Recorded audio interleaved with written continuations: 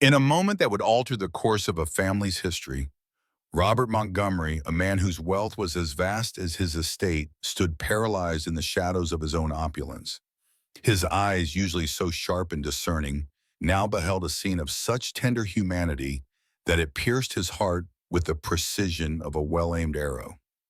There in the verdant embrace of his Connecticut garden, a black bricklayer, whose hands spoke of toil and whose clothes bore the dust of his labor, was feeding his daughter Charlotte.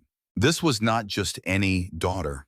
She was the one Robert had struggled to even glance at since that fateful day 2 years ago, when a cruel twist of fate left her blind. There little Lahi Marcus Johnson, the bricklayer, coaxed with a gentleness that seemed to carve a new wound in Robert's already aching soul. Charlotte, at 8 years old, laughed a melody Robert had thought lost to the echoes of their once vibrant home. Her laughter, pure and unguarded, was directed not at her father, but at Marcus, who had only known her for a mere 2 weeks.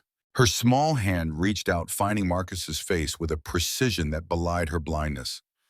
"Tell me more about the colors in the garden, Marcus," she implored, her voice a tender quest for the sights she could no longer see. "I want to see through your eyes." Robert, cloaked in the shadows of his terrace, felt a storm of shame and anger brewing within. How could this man, this stranger, reach into the depths of his daughter's soul in ways her own flesh and blood had failed Montgomery? Construction, his empire had transformed cities with its luxury buildings. Yet he couldn't bridge the chasm that had grown between him and Charlotte. The accident that stole her sight was a bitter memory. An ordinary afternoon turned into a nightmare by a drunk driver, a blind curve, and Robert's own hands on the steering wheel. He emerged unscathed in body, but his spirit was shattered, buried under layers of guilt and work. Since then, Charlotte's life had been managed by a rotation of nannies and nurses, while Robert sought refuge in the solitude of his office or the remote corners of his mansion. In the bustling heart of the city, life at the Montgomery residence was supposed to follow its usual, albeit dysfunctional rhythm. The arrival of Marcus Johnson and his garden renovation team was meant to be just another event, a mere ripple in the daily routine. Yet a subtle shift was underway, one that left Robert grappling with emotions he couldn't quite comprehend. His housekeeper, Mrs. Peterson, broke through his brooding with a voice as steady as the morning light. "You have an important call from China regarding the Shanghai project," she announced. Robert, his mind elsewhere, gave a mechanical nod, casting a lingering look towards the garden, before retreating to the solitude of his office. As he traversed the corridor, he paused before a framed photograph of his beloved late wife, Eleanor. "You would have known what to do," he whispered, his voice laden with longing. "You always knew." At that afternoon's investor meeting, Robert found himself detached, his thoughts ensnared by the earlier scene in the garden. Upon returning home, he was met by Mrs. Peterson's concerned gaze. "Sir Charlotte's piano teacher called. She missed her third lesson in a row," she informed him, her tone laced with worry. "What do you mean, didn't the nurse take her?" Robert's question was sharp, his concern palpable. "She said she hates the piano now," Mrs. Peterson replied, her voice faltering, "now that she can't see the keys." The revelation struck Robert like a blow, the weight of guilt settling deeper into his soul. Eleanor, a pianist herself, had ignited Charlotte's love for music, a flame now seemingly extinguished by her blindness. That night, sleep eluded Robert. Seeking solace, he ventured to the kitchen for a glass of water. To his surprise, voices floated from the garden. Peering out, he saw Marcus sitting beside the fountain with Charlotte.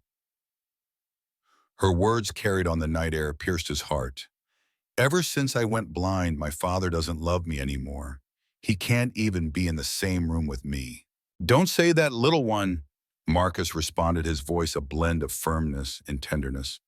"Sometimes adults don't know how to handle their pain, especially—" The sentence hung in the air unfinished as Robert, hidden in shadow, felt the sting of truth in Marcus's words. Charlotte's voice trembled with empathy as she posed the poignant question. "Have you lost someone you loved?" A heavy silence enveloped the room, the air thick with the weight of unspoken grief. Marcus, his eyes reflecting a sea of sorrow, finally broke the stillness.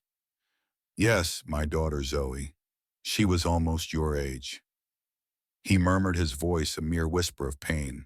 Robert, hidden in the shadows, felt a chill run down his spine. Marcus's voice carried a depth of anguish that resonated with a familiar haunting echo. Charlotte, her heart reaching out, asked, "What happened to her?" Marcus inhaled deeply, as if drawing strength from the air itself. "She was sick. Leukemia. We fought for 3 years," he said, his voice breaking. "What I've learned, Charlotte, is that the time we have with those we love is far too precious to squander on fear." Robert recoiled, the realization of his own cowardice hitting him like a tidal wave. It wasn't protection. It was sheer, unadulterated fear. As he ascended the stairs to his desolate room, one thought tortured him relentlessly. What kind of man abandons his own daughter in her darkest hour, while a stranger burdened with his own unbearable pain finds the courage to offer her solace? Little did Robert know Marcus Johnson was no ordinary man. Beneath the facade of a simple bricklayer with a kind heart lay layers of a story so profound, so unexpected, that it would soon unravel, reshaping the destinies of everyone in that grand mansion. The days that followed were marked by Robert's silent, intense investigation. He engaged a specialized firm, a move as routine as breathing in his line of work. "I want everything about him, especially about this daughter," he mentioned. He instructed, his voice firm, yet laced with an urgency born from newfound guilt and a desperate need for redemption. Robert remained glued to the phone, his eyes fixed on the garden cameras. There he observed Marcus and Charlotte, a sight that stirred something deep within him. The bricklayer, with the patience of a saint, was turning the garden into a sensory wonderland for the little girl, teaching her to recognize plants by their feel and fragrance. He painted pictures with words describing colors in ways she could grasp. "This red," Marcus said as Charlotte's fingers brushed against a rose, "is like the warmth of the sun kissing your cheeks on a balmy summer afternoon." That vivid analogy echoed in Robert's mind, haunting him with its accuracy. 3 days later, the report arrived. Robert's hand shook as he slid open the envelope. Marcus Johnson, age 42, had graduated with honors in civil engineering. Once destined for greatness. Married to Amelia Johnson, now lost to cancer. Father to Zoe. Johnson claimed by leukemia at just 7 years old. After these devastating blows, he had forsaken a brilliant career. He needed to work with his hands to stave off madness. A close source had revealed. From a humble gardening assistant, Marcus had climbed to construction. Robert felt the weight of Marcus's losses. Here was a man, once an engineer capable of overseeing monumental projects, now smiling through his pain. How could he find joy after such profound loss? That very night, for the first time since the tragedy, Robert tiptoed into Charlotte's room while she slumbered. With a hesitant touch, he felt her hair, the first real connection in nearly 2 years. The next morning brought an unexpected change. Robert canceled 3 crucial meetings, a decision as shocking as it was spontaneous. He prepared a picnic, an offering of time he had long withheld. Charlotte descended for breakfast to find her father a rare sight at the table. "I thought we might spend the day together in the garden, perhaps," he suggested tentatively. Her face a mirror of surprise, then lit up with a radiant smile. "Really, Dad? Aren't you too busy?" Her innocent query pierced him, unraveling years of emotional distance. The day started awkwardly, the air thick with unspoken words. They settled near where Marcus was working, the garden alive with the sounds of creation. As Marcus's footsteps echoed in the distance, Charlotte's voice rang out. "Marcus, wait!" She called him back with a gentle urgency. "My dad is here today. Come meet him." Their eyes met, an unspoken understanding passing between the two men, like a quiet river of shared history and pain. In the following weeks, a delicate routine wove itself into their lives. Robert, watching from the sidelines, was consumed with a quest to fathom how a man so deeply scarred by loss could radiate such profound care. One crisp, sun-drenched afternoon, curiosity and a touch of envy compelled him to approach Marcus. "How do you manage it?" Robert's voice trembled with vulnerability. "After everything you've lost, how can you be so present for my daughter when I, her own father, can hardly bear to look at her without drowning in guilt. Marcus's hands momentarily stilling, their work turned to Robert. When Zoe was slipping away, he began, his voice thick with memory. She made me promise something. Daddy, promise you'll keep seeing the colors, she said. I didn't grasp it then. He glanced at Charlotte, her face illuminated by the playful dance of the fountain's spray. Your daughter is alive, Mr. Montgomery. She needs you to see her colors, not just your blindness. The words struck Robert with the force of an epiphany, a sudden blinding light in his dim world of guilt and sorrow. For 2 years, he had only seen the disability, not the vibrant living child. The next day brought an unexpected twist. In his office, Robert opened an anonymous envelope, its contents chilling him to the core. Inside was a medical file and a note. You need to know the truth about the doctor who treated your daughter. The file revealed grave accusations against Dr. Bennett, the neurologist who had declared Charlotte's blindness permanent. Dr. Bennett, it seemed, had a shadowy history of rushed diagnoses and improper treatments, his errors masked by hospital transfers and confidentiality agreements. Robert's heart sank. What if Charlotte's blindness was not irreversible? What if there was a chance that Dr. Bennett had overlooked? One name in the file leaped out at him. Zoe Johnson, misdiagnosed with terminal leukemia. The envelope slipped from his hands, connections forming in his mind like the threads of a dark tapestry. As the tapestry of suspicion wove itself in her mind, a chilling web connected Charlotte's accident, Zoe's untimely death, and Marcus' presence in her life. Suddenly, the seemingly fortuitous encounter that had brought Marcus into their garden appeared less like serendipity and more like sinister design. Could this man, who had also lost a daughter to the same doctor, be lurking in their lives for revenge? That night, as Robert drove home, he was caught in a maelstrom of hope and dread. What was Marcus's true intent? Why draw so close to Charlotte? And why the anonymous file? The answers, unbeknownst to him, were lurking just around the corner, ready to unveil a dark conspiracy that would shatter his understanding of loyalty, justice, and the very essence of revenge. Under the dim light of the waning moon, Robert sat in his office, his fingers flying over the keyboard, consumed by an investigation that had dominated his every waking moment for the past 3 days. His mahogany desk was littered with stacks of medical records, financial statements, and faded photographs. At the heart of it all lay a photo of Marcus with a little girl, his late daughter Zoe. The same anomalies in the tests, the same neurologist, the same failed experimental treatment. Robert whispered to himself, piecing together a pattern that was both disturbing and undeniable. By morning, Robert, driven by a newfound urgency, summoned his most trusted lawyers. I need everything on Dr. Bennett, he declared, his voice thick with determination. Every transaction in and out of his accounts for the past decade. I need to know who's shielding him. As the lawyers departed, Robert's gaze drifted to the garden where Charlotte was delicately touching flowers, learning their names under Marcus' soothing guidance. Their closeness, once a mere curiosity, now sent shivers down his spine. Sir Marcus is online too. He says he needs to speak with you urgently, his secretary announced. Marcus's voice, when it came through, was taut with tension. Mr. Montgomery, I need to cancel. Tomorrow, Robert had an important doctor's appointment for Charlotte. Why, Charlotte? Why would you be taking my daughter to the doctor? The thought sent chills racing down his spine, each icy finger a whisper of dread. The silence on the phone stretched heavy and ominous until finally Marcus's voice broke through. I think we need to talk in person. The rest of the day unfolded in a haze. Robert canceled all his meetings, his mind a whirlwind of confusion and fear.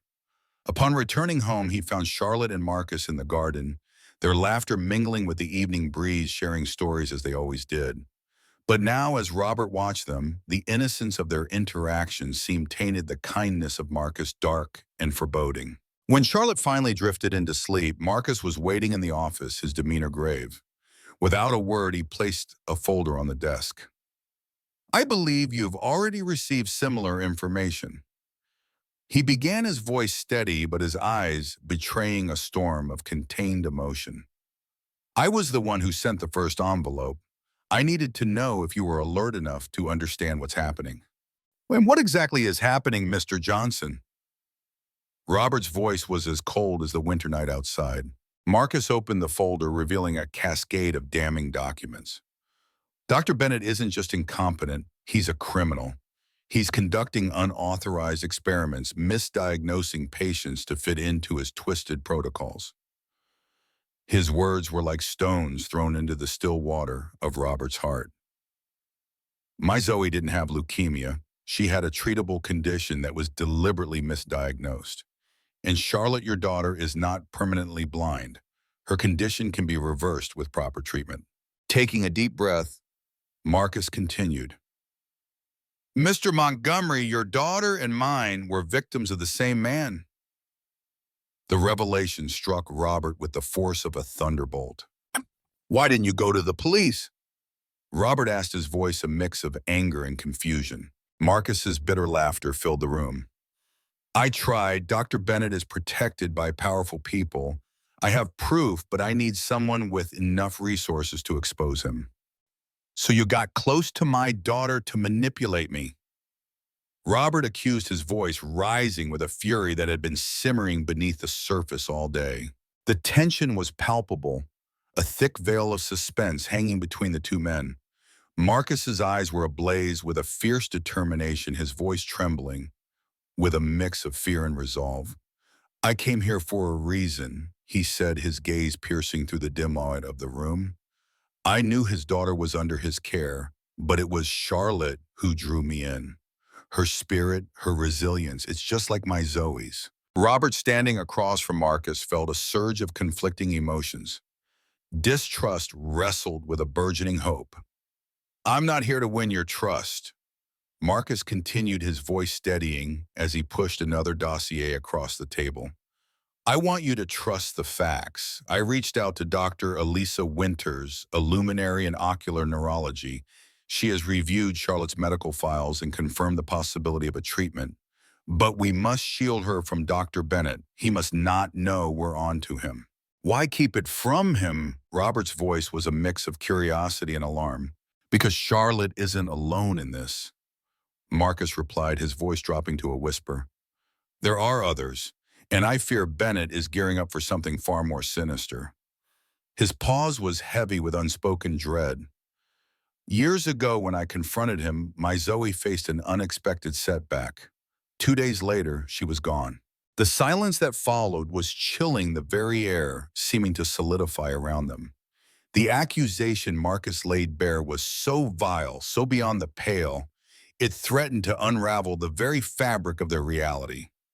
A doctor revered and respected, potentially harming patients in the name of science. I need you to take Charlotte to see Dr. Winters tomorrow. Marcus instructed, his voice now a firm command. She's agreed to meet discreetly. If we can verify Charlotte's potential recovery, we'll do more than just treat her, Robert interjected, his eyes now alight with a fierce resolve.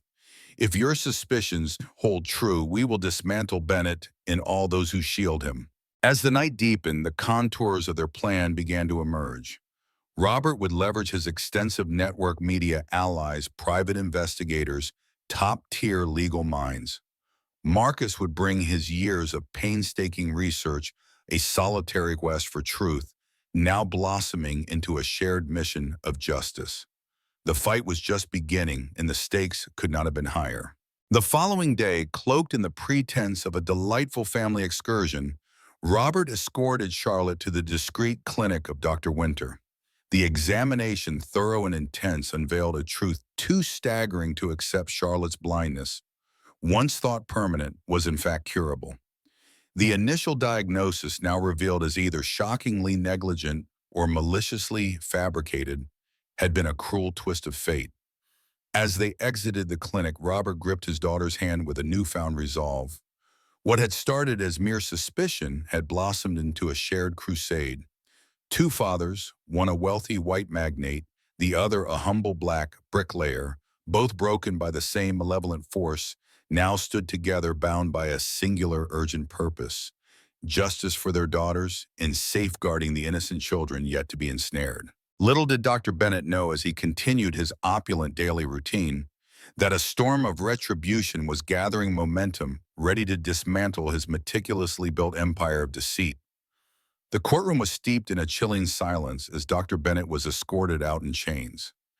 His world of falsehoods crumbled within hours, dismantled by the unexpected partnership of Robert Montgomery and Marcus Johnson. "This is merely the dawn of reckoning," the prosecutor declared, his voice echoing through the courtroom.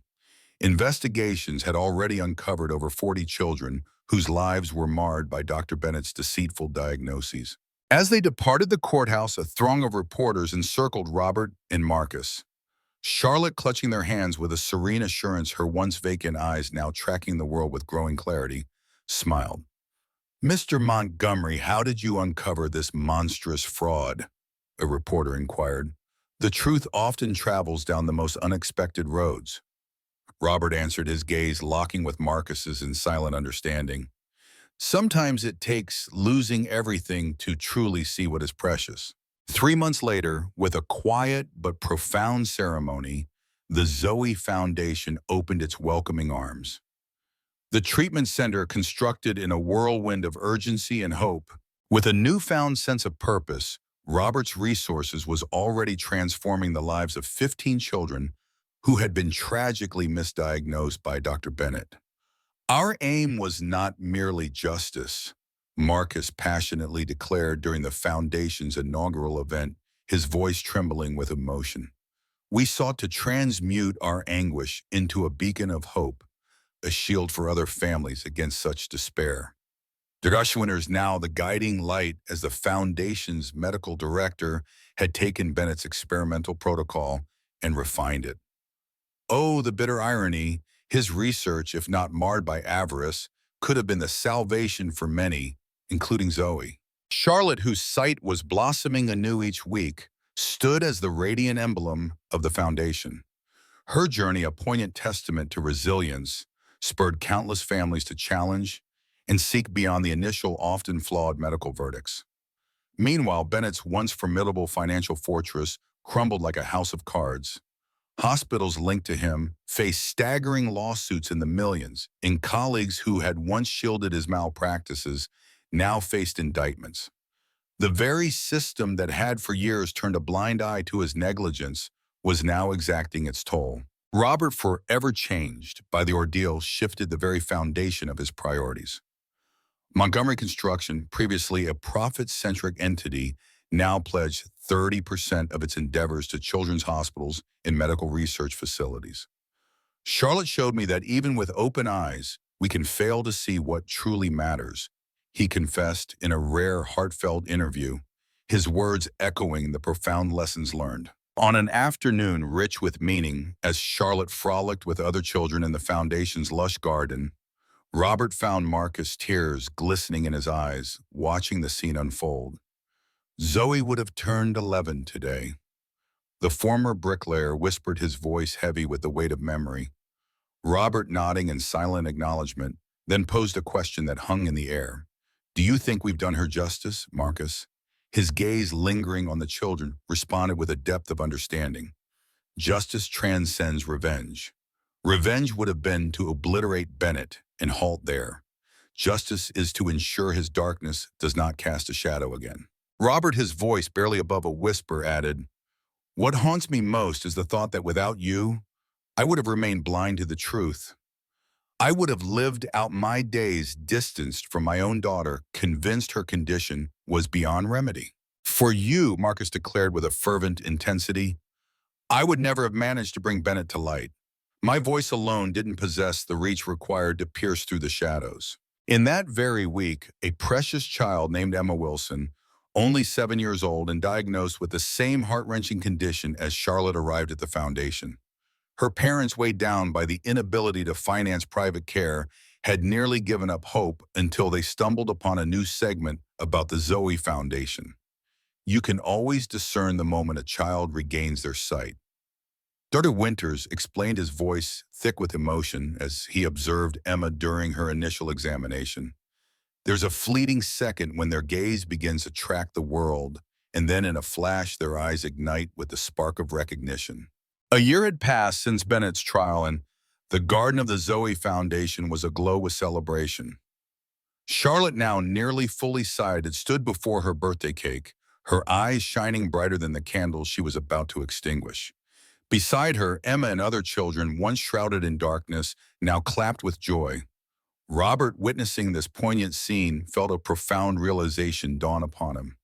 Before Marcus's transformative presence in his life, he had merely existed, amassing wealth, severing human connections, and barricading himself behind walls of privilege.